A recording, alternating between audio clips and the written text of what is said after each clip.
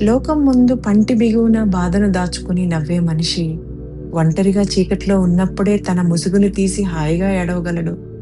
ఆ సమయంలో ఆ నిశ్శబ్దమైన చీకటి మనిషికి ఇచ్చే ఓదార్పు మళ్ళీ రేపటి రోజును ఎదిరించే ధైర్యాన్ని ఇస్తుంది.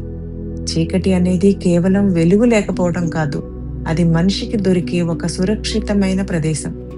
అందుకే వెన్నెల అడుగుతుంది చీకటిని, నేను ఇంత స్వచ్ఛమైన వెలుగుని పంచుతున్నా కదా, మరి మనుషులు నన్ను వదిలి నిన్నే ఎందుకు అంతగా ఇష్టపడతారు అని.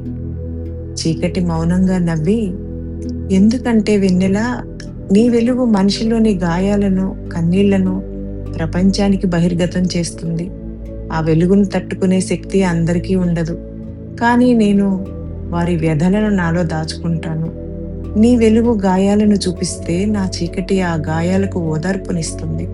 లోకం ముందు నవ్వే మనిషి నా ఒడిలో మాత్రమే స్వేచ్ఛగా ఏడవగలడు. అందుకే మనిషికి నువ్వు అందాన్ని ఇస్తే నేను ఆశ్రయాన్ని ఇస్తాను. నేను బాధను ఓదారిస్తే నువ్వు వెలుగును ప్రసాదించి ముందుకు నడిపిస్తావు. మనిషి జీవితంలో నాకంటే నీదే ఛాలెంజింగ్ రోల్ సుమా. మీ మాధవి. Thank you.